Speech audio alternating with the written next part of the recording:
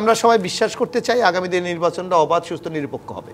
আপনার রাজনৈতিক দল এখনো আপনি তৈরি করতে পারেন না, অথবা আপনি নতুন করে সবক দিচ্ছেন। এখনো কিন্তু তারা কোনো নিবন্ধনকৃত রাজনৈতিক দল না, অথচ তাদের ইম্পর্টেন্সই আপনি দেখেন।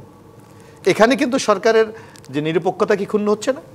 যদি আমার এই যে ঐকমত্য কমিশনের সহসভাপতি মনে করে যে এত কিছু সংস্কার করে মনে হয় না আপনাদেরকে দিয়ে পরবর্তীতে এটা সমাধান করা সম্ভব, তাহলে আর এত কিছু করে কি লাভ? না, এখানে একটা জিনিস কিন্তু আমরা বারবার বলে আসছি, আপনি যেই সংস্কার প্রস্তাব আপনি উত্থাপন করেন অথবা ঐক্যমত হন, এগুলি বাস্তবায়ন হবে কখন? নেক্সট পার্লামেন্ট, সংসদে অ্যামেন্ডমেন্টের মাধ্যমে তো এটা তো হবে। সুতরাং এখানে রাজনৈতিক দলগুলির আস্থাটা কিন্তু খুব সবচেয়ে বেশি প্রয়োজন। কিন্তু আপনি দেখবেন প্রয়োজনীয় সংশোধনের বাইরে গিয়ে তারা এই যেমন আপনি যেটা বলেন সেকেন্ড রিপাবলিক, আমার কি রাষ্ট্রকে ফেল করেছে আমি সেকেন্ড রিপাবলিক দরকার? অথবা যে কনস্টিটিউশনে ডক্টর ইউনূস এখন দেশ পরিচালনা করছেন, আপনি বলছেন এইটার ছুঁড়ে ফেলে দিয়ে নতুন সংবিধান রচনা করতে হবে। যদি আপনি নতুন সংবিধানের কথা বলেন তাহলে এই গভর্নমেন্টই তো ভ্যালিড না, এটা লিগ্যাল গভর্নমেন্ট না। সঙ্গে আপনাকে তো যেই বক্তব্যটা যেই প্রস্তাবনা উত্থাপন করবেন তার সাথে বাস্তবতার তো একটা মিল থাকতে হবে, এক।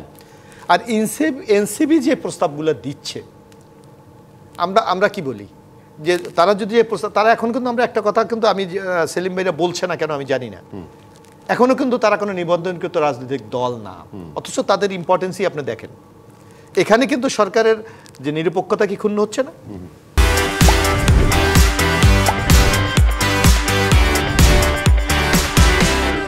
এখানে কি প্রশ্ন তোলা যায় না যে এতগুলি নিবন্ধন দলের কারণে, তাইলে আপনি অন্য দলকে আহ্বান করেন না কেন?